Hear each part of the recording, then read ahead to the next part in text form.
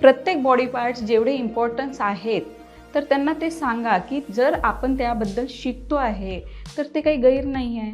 त्यावेळेस त्यांना समजेल की नाही बाबा ये तो नेचुरल है। नहीं मैडम, फिर क्या होता है, फिर टीचर्स बुलाते हैं पेरेंट्स को और बोलते हैं कि इसने ऐसा किया। फिर पेरेंट्स इतने बुरे डांटते हैं, बोले और इन्होंने तो पढ़ाया भी नहीं। म्हटलं ऐसा नहीं है बेटा, तो त्याला अक्षरशः लिटरली मी समजवत होते तर तो या मानसिकतेवर होता की मी घरातून पळून कसा जाऊ शकेल। त्या मुलांचे जे पप्पा होते रोज संध्याकाळी हातपाय तोंड धुवून देवाजवळ बसून त्यांना आजी आजोबा पण सोबत बसून त्यांचे वडील ज्ञानेश्वरी वाचून दाखवायचे। अमेझिंग गोष्ट आहे। ज्ञानेश्वरीमध्ये जीवनाचं पूर्ण सार दिलेलं आहे। जर ते वाचून त्या मुलांवर संस्कार घडतायत तर ते मला नाही वाटत की आयुष्यामध्ये कुठे त्यांचा कॉन्फिडन्स लूज होईल किंवा जे एवढे प्रॉब्लेम्स त्यांना येतात ते फेस करणं त्यांना कठीण जाईल।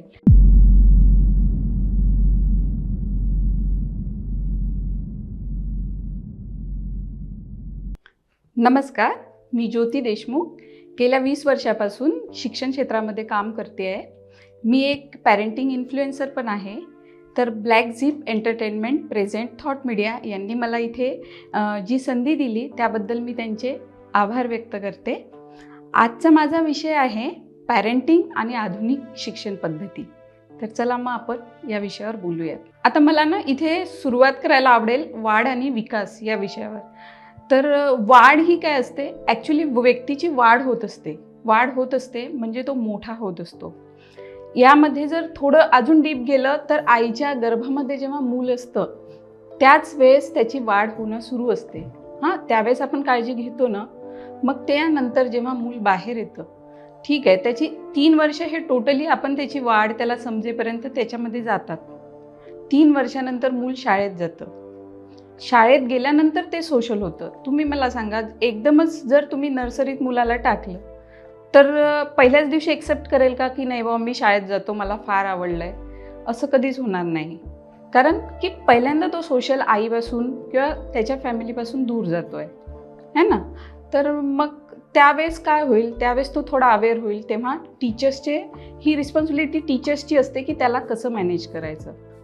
तर 3 वर्षाचं मूल शाळेत जात आहे आणि ते सोशल ॲटमॉस्फिअरला आता फेस करत आहे, तर तिथे टीचर्सची रिस्पॉन्सिबिलिटी आहे। तर आता मला हे सांगायचं आहे की आपल्या इंडियन कल्चरमध्ये मुलं असं का आहे की ते नर्सरीत जातात तर तिथे रडतात, क्लासरूममधून आवाज येतोय। ही गोष्ट फॉरेन कंट्रीजमध्ये जर तुम्ही ऑब्झर्व केलं तर असं होणार नाही। कारण की त्यांना त्यांची अपब्रिंगिंग तशी झालेली असते की चला बाबा 6 महिन्याचंच मूल एक वेगळं, त्याचा बेड वेगळा असतो आणि मे बी ते एका रूममध्ये असेल पण त्यांना सवय असतं की बाबा आपल्याला इथे वेगळ्या बेडवर झोपायचं आहे। आपल्याला ते मूल तेव्हा डिपेंडंट होत जातं आणि आपले इंडियन मुलांचं मला असं म्हणायचं की ते दुसऱ्यांवर डिपेंड राहतात। तर इथे कुठेतरी ह्या गोष्टी आपण ऑब्झर्व केल्या, आपल्याही मुलांना फार लहानपणापासून ही सवय लावू शकतो। आणि मी बघते आता जेवढे पॅरेंट्स मी बघते, एक 5 ते 6% पॅरेंट्स ही गोष्ट करतात। मे बी दुसरे पॅरेंट्स त्यांना म्हणत असतील की किती बॉस स्ट्रिक्ट आहेत आणि कसे आहेत, पण हे आपण मूल हे आपलं आहे आणि त्याने आपल्यासाठी काही केलं आहे म्हणून त्याला नाही वाढवत। ते एक आपली एक सोशल रिस्पॉन्सिबिलिटी आहे। आपण एक त्याला भारतीय नागरिक म्हणा असं जर त्याला बनवतो आहे, तर ह्या सवयी मला असं वाटतं की लहानपणापासून आपण त्यांना लावायलाच हव्या। तर आता कसं मला हे सांगण्याचा उद्देश हा आहे की कल्चर आहे, डिपेंड आहे, आपण ज्या कंट्रीत राहतो तसं कल्चर आहे, पण आपल्याला मुलं घडवायचेच आहे ना। तर मग चला आता तो जर शाळेत जातोय, पण आईवडिलांजवळ इतका वेळ असला पाहिजे की त्याची टीचर त्याच्याबद्दल काय बोलते आहे की त्याला कशाची भीती वाटते, हे नेमकं पॅरेंट्सनी समजून घेतलं पाहिजे की। आणि मी पाहिलंय शाळेमध्ये खूप पॅरेंट्स फोर्स करतात मुलांना, अक्षरशः मारतात सुद्धा, पण ही गोष्ट बरोबर नाही। काय कळतं 3 वर्षाच्या मुलांना, एक जर तुम्ही लीगली बघितलं तर त्यांना हक्कच नाही आहे स्कूलमध्ये जाण्याचा। आपण सुरू केलेलं आहे KG वगैरे हे, पण मूल हे पहिले तुम्ही थोडा जुन्याचं विचार केला तर 7 वर्षाच्या मुलालाच पहिल्या वर्गामध्ये ॲडमिशन मिळायची। ठीक आहे, आता जर तुम्हाला करायचे आहे डेव्हलप, आपण पाठवतोय, पण मग ते डिपेंड आहे तुमच्यावर की तुम्ही त्या मुलांना किती समजून घेता। है ना. तर मग मला एवढंच म्हणायचं आहे, त्याच्या टीचर काय कम्युनिकेशन करताय, तुम्ही तिथे त्याच्याशी किती फ्रेंडली आहात. कारण फाउंडेशन मेन असतं. कुठेही बघा, बिल्डिंग जर फाउंडेशन पक्कं असेल तर ती चांगली उभी राहील. म्हणून मला असं वाटतं की मुलांचे 3 वर्षापासून 10 वर्षापर्यंत आईवडिलांचं लक्ष असणं हे अत्यंत गरजेचं आहे. तुम्ही तुमचं काय असेल, तुम्ही तुमचे 2 तास वडिलांचे, 2 तास आईचे, हे मुलांसाठी असलेच पाहिजे, आहे ना. तर याने काय होईल, आता मी जेवढी स्कूलमध्ये जाते, माझ्या मुली पण स्कूलमध्ये आहेत. मी कधी स्कूलमध्ये जाऊन त्यांचा फीडबॅक नाही घेतला, पण त्यांचा फीडबॅक जेव्हा येत गेला तेव्हा मी सरप्राईज होते की त्यांच्या पहिल्याच वेळेस माझ्या मोठ्या मुलीच्या ज्या टीचरनी म्हटलं की मॅडम आप जैसे पेरेंट्स होंगे तो हमारी बहुत दिक्कतें कम हो जाएंगी. तर मग असे फीडबॅक मिळायला पाहिजे टीचरकडून. त्याच्यासाठी तुम्ही काय काम कराल, मुलांना समजून घ्या, त्यांना वेळ द्या. प्रत्येक दिवशी तुमचं मूल शाळेतून परत आल्यावर त्याचा फीडबॅक घ्या की तुला काय शिकवलं, कुठे तुझं काय झालं, तू टिफिन खाल्ला का, कोणत्या फ्रेंडसोबत तू बसला होता. ह्या सगळ्या छोट्या छोट्या गोष्टी जर तुम्ही त्याच्यासोबत शेअर कराल तुमच्या विद्यार्थ्यांसोबत, तर त्याला कळेल की नाही बा, ही जी आपण ज्या इन्स्टिट्यूटमध्ये कुठे जातोय ती गोष्ट चांगली आहे, मी तिथे आपण जायला हवं. आणि बघा, तुम्हाला याचे पॉझिटिव्ह रिप्लाय हे भेटतील की दुसऱ्या दिवशी तुमचं मूल खुशीने जाईल. आता इथे कसं असते, मोटिवेशन, लहान मुलं असतात ना फार, तर त्यावेळेस त्यांना तुम्ही काहीतरी मोटिवेशन म्हणून, चल तू जाशील तर तुला चॉकलेट देईल, तुला कोणतं खेळणं आवडते ते देईल. याने काय होईल की त्याला समजेल की नाही, असं जात असतात बाहेर, आणि त्याचं शिक्षण चांगलं होईल असं मला वाटतं. आता मला सांगा, ABCD हे शिकवणं सुरू करतात नर्सरीमध्ये. काही स्कूलिंगमध्ये रायटिंग असतं, काही स्कूलमध्ये ओरल असतं. नर्सरी फोर्स करू नका की त्याला रायटिंग आलंच पाहिजे. ज्यावेळेस मूल फर्स्ट KGतून सेकंड KGत जातं त्यावेळेस त्याची ग्रोथ झालेली असते आणि त्याला ती सहज गोष्ट लिहिता येते. पण जर तुम्ही फोर्स कराल तर त्याला कळेल की नाही बाबा, हे माझ्याकडून जमत नाही, मला या इथे ठिकाणी जायचं नाही. तर असं न करता जर आपण त्याला वेळ दिला, काही मुलं पटकन लिहून घेतील, पण कम्पेअर करू नका तुम्ही मुलाला की बघ त्याला जमतंय तर तुला का नाही जमत. जमेल ना, हळूहळू जमेल. कारण 3 वर्ष दिलेलेच याच्यासाठी आहे की त्यामध्ये ते ABCD आणि 3 लेटर्सचे जे वर्ड्स आहे, कॅट, बॅट, मॅट, तसं ते शिकू शकतील. तर तुम्ही त्यांना ह्या 3 वर्षांचा पूर्ण वेळ द्या आणि तेवढ्यामध्ये तेवढंच करा, पुढे त्यांना धावू नका, असं मला वाटतं. आता बघा, या 3 वर्षात बेसिक आहे, या 3 वर्षामध्ये जर तुम्ही मुलांकडे लक्ष देताय तर एक बेसिक गोष्ट त्यांना कळेल, ABCD काय आहे. आता याच्यात तुम्हाला त्यांचे इमोशन्स धरून चालावं लागेल, कारण खूप प्रॉब्लेम येतील ना. सुरुवात केली आहे त्यांनी, ते छोट्या छोट्या गोष्टीसाठी तुमच्याजवळ नाही येतील तर कुठे जातील, कारण टीचरची थोडी भीती मनात असतेच. त्यामुळे तुम्हाला तुमचं काम बाजूला ठेवून त्या मुलाकडे लक्ष देणं आवश्यक आहे. खूप तुम्ही बिझी असाल कॉलवर वगैरे, त्यावेळेस तुम्ही त्याला एवढं तरी समजवू शकले पाहिजे, बेटा मी तुला 2 तासांनी तुझ्याशी बोलतो, आणि तुम्ही ती गोष्ट फॉलो केली पाहिजे की 2 तासांनी मी तुझ्याशी बोलतो. मी असे मुलं बघितलेले आहे स्कूलमध्ये, त्यांचा होमवर्क कंप्लीट नसतो, वह्या अशा मेसी असतात, तर मी त्यांना म्हणते, बाय ऐसा क्यों हो रहा है बेटा. तर ते बोल, पापा ध्यान ही नहीं देते, मम्मी ध्यान ही नहीं देती. त्यावेळेस खूप खराब वाटतं आम्हाला की यांच्या पॅरेंट्सला कसं समजवावं. पण ते सिरियसली, हाँ छोटा है मैडम, समझ जाएगा, आगे चलकर समझ जाएगा, हे सोल्युशन नाही आहे. कारण तुम्हाला जर 1 वर्ष नर्सरीला दिलं आहे, दुसरं वर्ष LKGला दिलं आहे, हे कशासाठी दिलं आहे की यामध्ये तुम्हाला तुमच्या मुलाचं जेवढा पोर्शन आहे किंवा जे आहे ते तुम्हाला कंप्लीट करून घेणं आहे. ॲज अ टीचर आम्ही शिकू, पण ॲज अ पॅरेंट्स तुमची रिस्पॉन्सिबिलिटी आहे की तुम्ही त्यांच्याकडून करून घेतलं की नाही. म्हणून त्यांचे जे इमोशन्स आहे, ज्यावेळेस ते तुम्हाला विचारतायत, त्यांना सिक्युरिटी द्या की बुवा नाही, 2 तासांनी बाबा माझ्याशी बोलणार आहे. जर तुम्ही बोलले नाही तर ते म्हणतील, पप्पा मम्मी तर असेच बोलतात, ते तर वेळ देत नाही. मग ते कुठे जातील, ते बाहेर फ्रेंड्समध्ये जातील आणि ते काहीतरी वेगळा अर्थ काढून घरात येतील. त्यापेक्षा तुम्ही त्यांचे कन्फ्युजन जे आहेत ते व्यवस्थित सॉल्व करा. अशी वाढ मुलांची होत असते. जे प्री एज्युकेशन झालं, प्री नंतर प्रायमरी येतं, प्रायमरी नंतर हायस्कूल येतं. ठीक आहे, प्रायमरीपर्यंत आपण मुलांना अवॉइड करू शकतो किंवा आपण थोडं कमी लक्ष देऊ शकतो, पण ज्यावेळेस मुलं 10 वर्षाच्या वर जातात तेव्हा त्यांना अटेन्शन देणं आवश्यक आहे. कारण त्यावेळेस जर त्यांना त्यांच्या प्रश्नांची उत्तरं भेटली नाही तर त्यांची चिडचिडेपणा, त्यांचा एकटेपणा त्यांना जाणवायला लागेल. म्हणून मला असं वाटते ज्यावेळेस ते 10 वर्षाच्या वर होतात तेव्हा त्यांची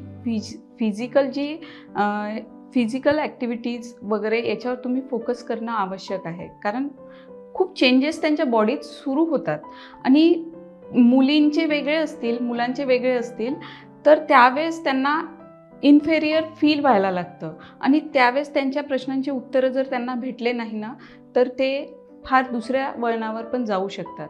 कारण आणि मी एक मुलगी म्हणून सांगते की आईनी मुलीशी फ्रीली सगळ्या गोष्टीवर बोलायला हवं. सुरुवातीला ती बोलणार नाही, पण तुम्ही ॲज अ फ्रेंड तिच्याशी बोला, तिला सांगा, तिला ही श्युअरिटी द्या की तुझ्याकडून कुठलीही प्रकारची चूक झाली तरी त्या चुकीपेक्षा तू माझ्यासाठी मोठी आहेस. तुझं जे आयुष्य आहे ते माझ्यासाठी मोठं आहे. ज्यावेळेस तिला हे कळेल की नाही बाबा आपल्या आईसाठी आपणच महत्त्वाचं आहे, त्यावेळेस ती फ्रीली तुमच्याजवळ सगळं काही बोलेल. हेच रिलेशन एका आईचं आणि मुलाचं पण असू शकतं. पण जर मुलगा कुठेतरी आईशी बोलण्यात हे होत असेल तर त्याला जवळचं कोणीतरी लागतं, बाबा म्हणा किंवा मामा म्हणा, काका म्हणा. तर ह्या सगळ्या गोष्टी ज्यावेळेस ते बोलतील त्यावेळेस त्यांचा एकटेपणा कमी होईल. आज मी सांगते तुम्हाला एकटेपणा येण्याचं आणखीन एक कारण काय. आमच्या वेळेस सेपरेट रूम कधीच नसायच्या, वेगळ्या बेडरूम वगैरे नसायच्या. आजकाल मुलांना वेगळ्या बेडरूम आहे आणि हे पण फ्रीडम आहे की आम्ही बेडरूमचं दार लावू शकतो. का लावायचं? द्या ना तुम्ही त्यांना वेगळे बेडरूम द्या, पण अलाऊ करू नका की तू दार बंद करशील. त्यावेळेस त्याला ती सवय होईल की नाही बाबा मला दार बंद करता येत नाही. त्यामुळे तुम्ही लक्ष ठेवू शकाल आणि तुम्ही कितीही कामात असले तरी बघा जाऊन. कारण आजकाल डिजिटल झालं आहे सगळं. मुलांचा जास्तीत जास्त अभ्यास जो आहे ते मोबाईलवर करतात. मग जर मोबाईलवर करतात तर ॲक्च्युली खरोखर ते तेच बघतायत का? आणि त्यांना ज्या विषयात इंटरेस्ट आहे बसा ना त्यांच्यासोबत आणि बघा ते विषय. समजून सांगा त्यांना, त्यांची भीती कमी होईल, त्यांचे क्वेश्चन्स जे आहेत ते सॉल्व्ह होतील. आणि ऑलमोस्ट 7th 8th 9th पासून ह्या सगळ्या विषयांवर शाळेमध्ये पण शिकवलं जातंच. त्यावेळेस त्यांना टीचरही इंटिमेशन देतातच की बा चला रिप्रोडक्शन हा चॅप्टर आहे, तर इथे तुम्ही सगळ्यांनी शांत बसायचं, कोणीही कुठली कॉमेंट्स पास करणार नाही. माझ्या मुलीने ह्या गोष्टी मला सांगितलेल्या आहे कारण तेवढं फ्री मी केलेलं आहे. तर मग सरळ आहे ना, आपण ॲज अ ह्युमन बिईंग प्रत्येक बॉडी पार्ट्स जेवढे इम्पॉर्टन्स आहेत तर त्यांना ते सांगा की जर आपण त्याबद्दल शिकतो आहे तर ते काही गैर नाही आहे. त्यावेळेस त्यांना समजेल की नाही बाबा हे तर नॅचरल आहे. ह्या गोष्टी जेव्हा त्यांना कळतील त्यावेळेस त्यांना आपसूक असं वाटेल की नाही कुठल्याही गोष्टीवर आपण बोलू शकतो आईवडिलांशी. आणि त्यावेळेस त्यांचा एकटेपणा हा दूर होईल आणि ते बाहेर लोक शोधतील नाही की बा या प्रश्नाचं काय उत्तर आहे. कारण मिसगाईड खूप करू शकतात. आता मी एक छोटंसं उदाहरण देईल माझ्या क्लासमधल्या मुलांचं. 10thचा मुलगा होता, पेपर चालू होते, तर मॉडरेशनची ड्युटी होती माझी. तर तिथे अक्षरशः खूप मुलांचे खूप वेगवेगळे प्रॉब्लेम असतात. त्या मुलाने पेपरमध्ये काहीच नाही लिहिलं. म्हटलं कुछ तो लिख देना था, कुछ तो लिखना था, जो तुमको पता है वो तो स्टोरी लिखना था. नहीं मैडम, फिर क्या होता है, फिर टीचर्स बुलाते हैं पेरेंट्स को और बोलते हैं कि इसने ऐसा किया. फिर पेरेंट्स इतने बुरे डांटते हैं बोले, और इन्होंने तो पढ़ाया भी नहीं. म्हटलं ऐसा नहीं है बेटा. तो त्याला अक्षरशः लिटरली मी समजवत होते. तर तो या मानसिकतेवर होता की मी घरातून पळून कसा जाऊ शकेल. म्हटलं ठीक है, आपके पापा ने अगर आपको कुछ मार्क्स के लिए बोला तो आप मेरे घर पे आ जाना. खरोखर तो मुलगा म्हणाला की खरंच टीचर मी तुमच्याकडे येऊ शकतो का. किती इन्सिक्युअर होता तो मुलगा त्यावेळेस. मग इथे जबाबदारी कोणाची होती. शाळेने तर शाळेची निभवली, पण इथे कुठेतरी आई वडील कमी पडले म्हणून तो मुलगा इतका एकटा झाला आणि इन्सिक्युअर फील करत होता. तर मला असं वाटतं की ह्या गोष्टी नकोत व्हायला. बघा आता हे तर झालं शैक्षणिकच्या बाबतीत. आता त्यांची फिजिकल जी आहे, फिजिकल ॲक्टिव्हिटींसाठी स्पोर्ट्स किती आवश्यक आहे. स्पोर्ट्स हा शब्द आजचा झाला आहे. खेळ हा शब्द मी म्हणेल कारण की खेळ म्हटल्याबरोबर मैदान डोळ्यांसमोर आलं पाहिजे. तर आमच्या वेळेस आम्ही किती खेळ खेळलेलो आहे. कंचा, विट्टीदांडू, असे खूप सारे पकडापकडी असे गेम असायचे. आजकाल मुलांना गेम खेळताना म्हणजे त्यांना गेमचे रूल्ससुद्धा माहीत नाही आहे मैदानी खेळायचे. आणि त्यामुळे काय होतं आहे की चला चिटिंग करतोय, असं करतोय, त्यामुळे ते जर गेलेही खेळायला तरी ते वापस येतात की मम्मी चिटिंग करतोय, असं करतोय. आमच्या वेळेस असं नव्हतं. आम्ही ते मॅनेज करायचो. आम्हाला समजायचं नाही आपल्याला खेळायचं आहे. आपण जर घरात गेलो तर आपल्याला पुन्हा वापस नाही मिळणार, तर आम्ही ते मॅनेज करून आम्ही खेळायचो. तर तिथे कुठेतरी मॅनेजमेंट स्किल पण होती. आणि आता मला हे सांगायचं आहे की जर तुम्हाला मैदानी खेळ नाही तर त्याची फिजिकल जी ग्रोथ आहे ती कशी होईल. कारण मी एक उदाहरण देते की तुम्ही 3 महिने तुमच्या मुलाला, जो 10 वर्षाच्या वर तुमचं मूल आहे, टीनएजरमध्ये सांगते, तुम्ही 3 महिने त्याला खेळायला पाठवा मैदानावर. तुम्हाला त्याच्या हाईटमध्ये, त्याच्या चेहऱ्यावरच्या ग्लोमध्ये तुम्हाला जो आहे खूप मोठा फरक तुम्हाला बघायला मिळेल. पण ह्या गोष्टी करा. ह्या गोष्टी जर आपण इम्प्लिमेंट करू त्याच वेळेस त्यांना कळेल. 10 वर्षाच्या मुलांजवळ सुद्धा मोबाईल दिसत आहेत आज. मला फार नवल वाटतं. आणि काय करतात ते, आपण एज्युकेशनसाठी देतोय पण त्याच्यात ते पबजी, ब्लू व्हेल असे गेम खेळून सुसाईडसुद्धा केले आहेत खूप मुलांनी. आणि यामध्ये त्यांची मेंटल स्ट्रेस त्यांना येतो आहे. खेळतात खेळतात मोबाईल ठेवूनच ते झोपून जातात. मग याला कोण जबाबदार आहे. तर यावेळेस आपलं लक्ष हवं की त्याला मोबाईल किती वेळ, तुम्ही दिवसातून द्या ना त्याला 15 मिनटं मी तुला मोबाईल देणार, तुला तेवढंच खेळावं लागेल.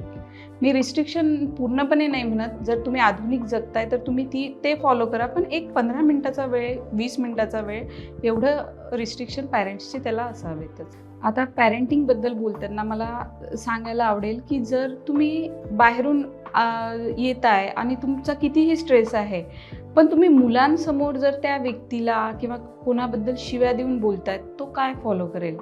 तो तेच फॉलो करेल की बाबा आपले असे म्हणतात, बाबा आपले सारखे असे बोलतात. इवन काही म्हणजे पॅरेंट्स असे आहेत की आईशी बोलताना पण त्यांच्या तोंडातून जर शिव्या निघत आहेत तर कसा काय तो रिस्पेक्ट करेल ना समोरच्याची.